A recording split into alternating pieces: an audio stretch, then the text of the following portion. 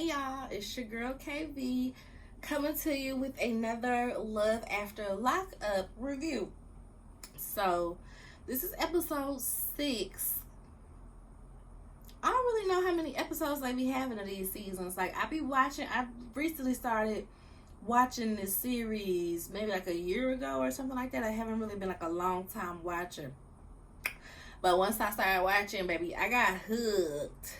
So I'm locked in. I think it's cool to diversify my channel and not just do Bravo shows or own shows and stuff like that. Just kind of have a little bit of variety. Since I watch this show and I do tune into it and I do get on the hashtag on Twitter and see what's going on, this is one of the shows I like to review. And I see that they're going to be starting Life After Lockup probably as soon as this one goes out, because I think they said Life After Lockup starts December 1st. So we're going to see Cam, I can't remember what the girl name is, but she's pregnant. Everybody going to be pregnant, getting married and stuff on the Life After Lockup. So I plan to review that too. And we'll see who from this series make it over to Life After Lockup. But without further ado, let's get on to the review. So, we're going to start with Brittany and Key-Rock.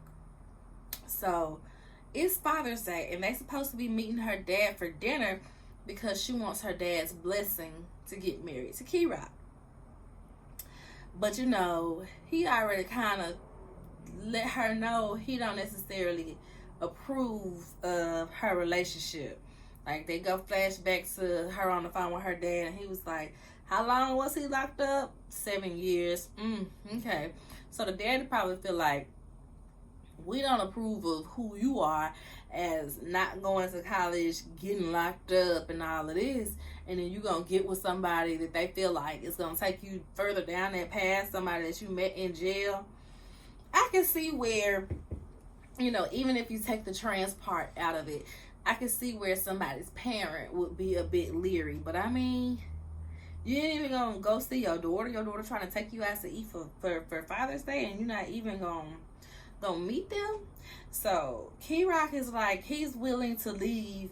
He's like, well, tell your dad that I'm leaving and I'll leave so that he can come and y'all can have a conversation. Like, I don't want to get in the way of y'all's relationship like that. And she's just like, nah. And plus, the daddy not even answering. The daddy not even answering, y'all. And Key-Rock just really wants her to have this moment. He's like, you know, I know what it took for people to accept me, so he ain't really feeling no type of way. He just wants to make sure that they have a relationship, which is looking like it's not going to happen right now. So he legit stood them up, and she's crying. Like she said, they trying to take him out for Father's Day. So they flash to them being at home. Like I said, you know, Brittany lives with Key-Rock's family, and the mother is so loving and so accepting of everything, y'all. It is just beautiful to see. Like, I was sitting there on this thing like legit, because it was just such a touching scene. So they at home, and Key-Rock is outside working out with like his cousin or his brother or somebody, and Brittany is inside cooking with his mom. And she's like, you need to learn how to make greens. And she's like, but I don't even like greens. And she's like, looks at her booty, you like greens. And they mentioned how small Brittany was when she came to live with her, and you know, now she got all this booty and stuff. She's like, you need to learn how to cook greens and yams and basically all the soul food. And Brittany's just like, you know, nobody ever taught me to cook, and you know, my parents don't really support me. And she was like, if they don't want to support us, then we have nothing to talk about. Like, I don't even want to deal with them if they don't want to support me in my relationship. And Key-Rock's mom said, well, they are missing out on an amazing person. You are an amazing person. And she's just speaking so much life into her. Like, you're mature but 22 years old. And, you know, just because you didn't go to college don't mean you're not smart and you're not evolved and all these things. Just speaking so much life into Brittany that it was very touching to see.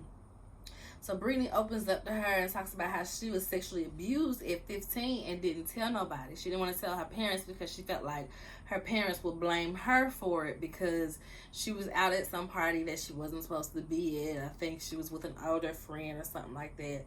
So she didn't mention this until she was locked up. And it seems like Key Rock is the one that she opened up to and is the first one to get this information from her. First person that made her feel comfortable enough to share her dark past with. And she says, I didn't have a real smile before Key Rock. I didn't have a real laugh. He made that. I was just like, oh man, it was just so touching, y'all. It just seemed like she was dead on the inside. She just was floating through life, doing whatever after that sexual abuse, and her parents, kind of always looking at her like the black sheep of the family. And Key Rock is the one that brought life back into her life. So you can see where she's very dependent on Key Rock emotionally. And yeah, we'll just leave it there for now on a good moment. And the mom is like, and you got me too, baby. You ain't getting rid of me. I ain't letting you go. So that was a very sweet and touching moment, since we know that, Brittany's parents, neither one approve of her lifestyle and her dating Key Rock or whatever. But Key Rock's mama is more than welcoming of her. Like she said, that she lived with that lady. She lived with that lady while Key Rock was still locked up. So it shows you just how loving that she is and how comfortable she feels with her, for her to even share that she was sexually abused with Key Rock's mama. And it's just like, ain't no love like love from a black mama, y'all. Ain't no love like love from a black mama. So the next couple we gonna get to is Brittany and Andy. Brittany, like I said, she on the last episode, she's basically telling him that she wants to be in the spare room. She feels like she's being suffocated. She, feels like he's always hovering over her, which he is. He's always hovering over her, trying to make her make a decision about this, trying to make her do this, trying to make her do that, and she just can't really deal with it. She don't want to deal with that. And in the confessional, we see Andy talking about, well, this needs to be very temporary because we supposed to be getting engaged. How you gonna tell her that her feeling uncomfortable around you and wanting to sleep in another room need to be temporary because of what you want? And it just proves that he is just so selfish, y'all. Like, clearly this relationship is not gonna last. I just hope that she does not get to using again or find a way to get back in jail, because he is so ridiculous. And she said, he's supposed to be helping me build my life up. How? That's what he said when I was locked up. He was going to be helping me build my life up, business-wise and this. How? Not that it's about the money, but he said he was going to be giving me $1,200. He only gave me $500. He said he's going to be getting me a car. Where's the car? So she's feeling bamboozled on all of these fronts. Like, you trying to rope me into this agreement where you just full of lies. I find out from your daughters that you ain't really raised them. You trying to rip me from my kids for your selfishness. She's just over it. She goes outside and goes for a walk. He's looking for her. He's like, I would have went on the walk with you. And she's like, of course you would have. And she is just annoyed. She's like, well, I'm outside. Sure, you can come outside, whatever. And she's very annoyed. She's like, he needs more attention than my kids. Like, I don't know if I could do this. I don't think I'm ready. I just want to be with my kids. I need space. That's what she tells him. And he's just kind of like, okay, so what are we going to do? Okay, so what does that mean? Okay, so what does that mean? What does that mean? What does that mean? And she said that he is more of a trigger than a help at this point. She said she had been on Facebook Messenger just hoping somebody would pick up so that they can come pick her up and she could score some drugs. Like, that's how stressed out Andy has Brittany. And she really should have never left with him. She should have just got in that car with Gracie, took her bag, and just dipped out with her children and focused on her children and bonding with her children.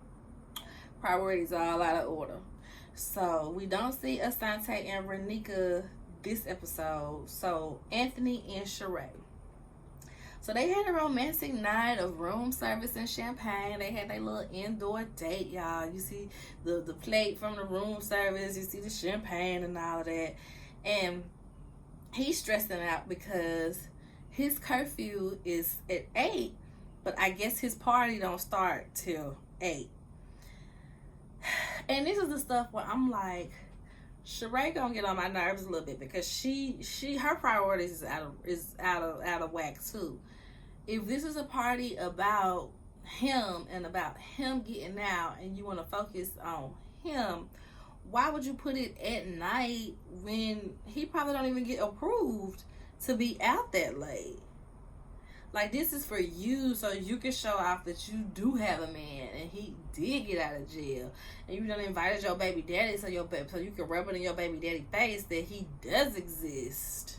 And it's just like, Sheree gonna get on my nerves. So he goes to the parole office and they put the ankle monitor on him or whatever, but his regular PO ain't in there. The person that he's supposed to be meeting is his regular PO ain't in there. And the person that he's met with told him, no, your curfew is at 8. And so he trying to call his assigned PO to see, like, hey, do I really get my curfew extended for the night? Can I go to this party? And Sheree is crying because the PO ain't picking up. She over there crying because she's stressed out. Anthony like, let me know when you done. Let me know when you done, because you doing the most, basically. So they go home. He's still upset, but he like, my head hurt. I'm finna go take a nap. So the fact that the mama even got a key to her house be blowing me. The mama let herself in, and she goes back there to greet Anthony because she ain't seen him in years. He been in jail, and she's screaming and she jumping all on him, and he just like, girl, chill out, mom. Like, you doing too much. He just basically like gave her so much attitude. So she was just like, okay. So she just went back in the room with Sheree like, I wait till he, get up, I guess. Like, he gave me all this attitude or whatever. And Sheree just looking like, I told you he was asleep.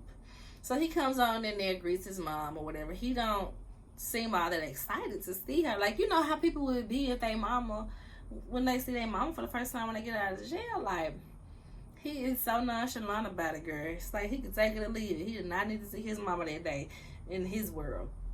So we see he's annoyed with the mama because I guess Sheree has been telling him that your mama be talking crazy to me or this, that, and the third. So he is setting boundaries with his mom and his relationship. And he's like, oh, how do you like Sheree? He was like, I like her. I think she cool. I think she's sweet. But she get a little mouthy sometimes. And when she get mouthy, he's like, you can't disrespect her. This is my girlfriend. These are the boundaries. You can't be disrespecting her. You can't be talking to her all crazy, period. So he's setting boundaries with Mommy Dearest. And y'all need to get that key from her if you setting boundaries, because that's just too much. There was no Chelsea and Mikey this episode. Next is Joy Nomi and Red. I need to sip and talk about Joy Nomi and Red, y'all. Because this situation is a hot mess. And Red ain't even out yet. So she with his mom and and the sister, and they in the car talking about, is he gonna be okay out there in New Mexico with you?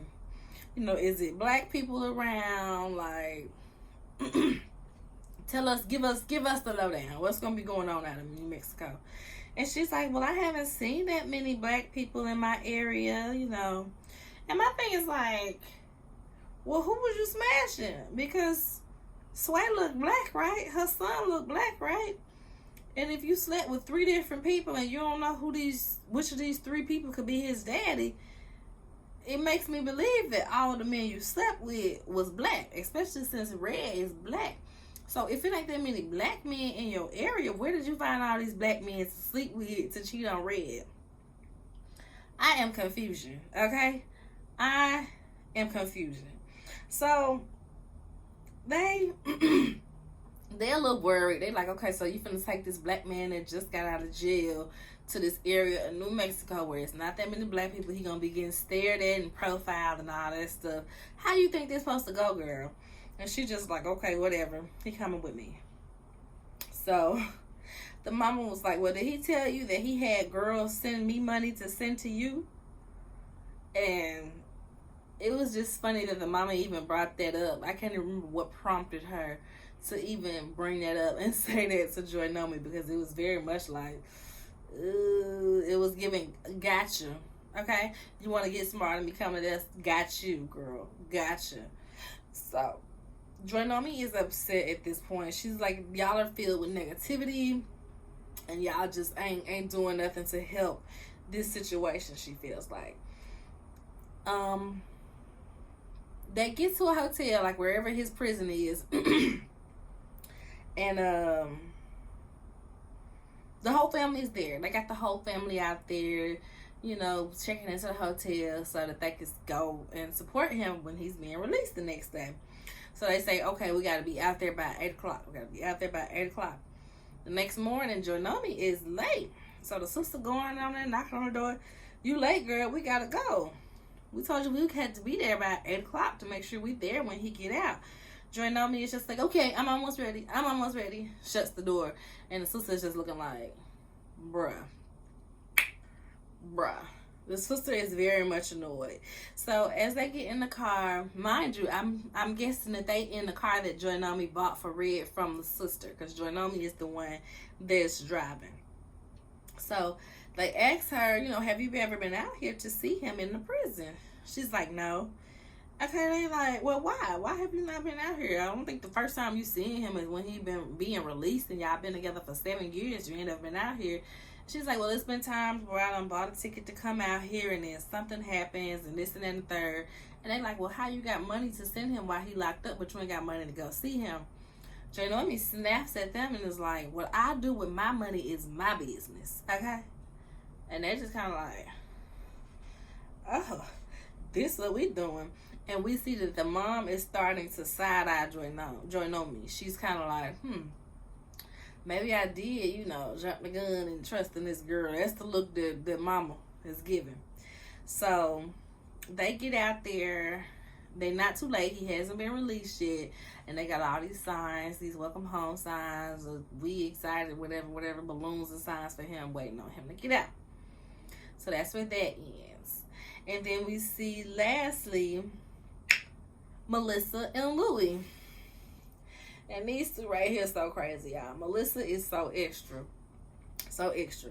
So she's still harping on the dance instructor lady and how she was flirting with Louie, and she didn't like that. And she has a flashback of life or love during lockup when Louie's mama told her that he be taking yoga and he's taking a liking to yoga while he in there. And he be talking about this yoga lady that be out there teaching yoga. So she went to the lady's regular classes to talk about it. And she was like, I'm Louie's girlfriend. And the yoga lady was just kind of like, okay, girl, like, you think I'm trying to sleep with a prisoner? Like, okay, girl. So she's ready for the dance class to be over. They go to the hotel, and she's like, I'm going to bed. He's like, okay, well, I'm going to go change clothes and work out because you bugging. She calls her friend, an enabler type of friend at that. She calls the friend, and she's telling her what happened and why she mad and everything. Do you think I'm being ridiculous? The friend's like, no, I don't think you're being ridiculous, no. And it's like, you don't even know the whole situation. You weren't there to see how they was interacting or anything like that. Yeah, it was a smidge flirtatious, but it's like, it's just totally, it wasn't that deep. I just don't think it was that deep. But she said she know that Louie used to be a playboy, so I guess, you know, she was just triggered altogether. The girl was a little young, hot girl, cuter than her, so she felt threatened. She felt insecure. She was jealous. So he comes back to the room. I guess it's the next morning, and he's like, you just gotta trust me. Like, didn't I trust you? You been out here while I've been locked up. You gotta trust me. She says, how am I supposed to trust you? You went to prison for 10 years. You were just in prison for 10 years. Well, baby, if that's how you feel about me, why is you with me? That's what I would have said if I was Louie, because that would have been it for me, honey. That would have been it for me. And he was like, you just want to be with somebody that you can totally control. You could control the situation when I was locked up, but now that I'm free and I can go about and meet this person and meet that person, now it's a problem. So now she's driving. I guess she's taking him to his mom's house. She already packed. I think she don't leave till tomorrow, but she's already packed and getting ready to go. So as she's taking him to his mom's house, he gets a call from his old boss, Dirk. And Dirk is calling to like, okay, when you gonna have time to see me? I want to see you. And he's like, yeah, when I get settled in from this, I'll come and see you. And Dirk is like, no, like, come see me now. He's like, you know what? That might be a good idea. Can you drop me off over to Dirk? I want to go see Dirk. So she drops him off over to the pizza shop that he used to work at, where Dirk is, I guess, I don't know if he's the owner or the manager. But Dirk, like, gives him his old job back. Well, you got a job here. And he's making the pizzas or whatever. And he's like, whoa, that's too much cheese. And he was like, inflation, huh? And so they kind of laughing about this and that. And he's telling Dirk about the date and how Melissa, was very jealous or whatever like that. And he's like, well, you should entice her with a pizza. Make her a pizza. He was like, yeah, that'll be a good idea, huh? That'll be a good idea. A heart-shaped pizza. I'll do a heart-shaped pizza. And he's like, what's her favorite flavor? Like, what's her favorite toppings? And Louis sitting there like, He like, you plan on marrying this girl and you don't even know her favorite pizza? That made me laugh because it made me think about, like, what y'all talking about on the phone if it wasn't, like, favorite foods, favorite drinks, favorite colors, like, the basics. What was y'all talking about? Was y'all just reminiscing on high school the entire time? Acting like this is a high school love story or something? So they had me laughing. And he was like, I don't even know if she gonna come pick me back up. He's like, it's cool. We can get you an Uber. We'll get you an Uber home, yada, yada, yada. So that's how that story ends. And that's the whole episode of Love After Lockup, y'all. I am so anxious to see Joy Nomi and Red's story. I think everybody else, it seems like the regular little this happens, that happens type of deal. But Joy Nomi and Red, especially with their circumstances, the sister is like, well, how does she know that he's not going to come out and want to cheat on her because she cheated on him and had a baby? Like, it's just too much going on in this situation. And the sister's just like,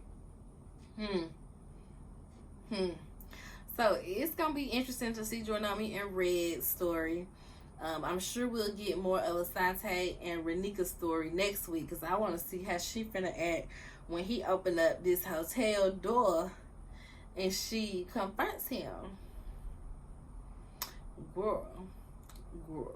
So that's it, y'all. Like, thumbs up the video, share the video, subscribe to the channel if you're not already. Watch some of my other videos. I also review Love and Marriage Huntsville right now. I also have a podcast / YouTube show called Hood Health Report where we talk about important health topics in a chill, conversational way.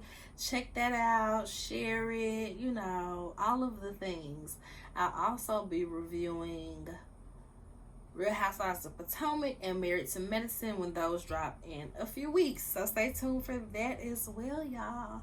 But other than that, bye.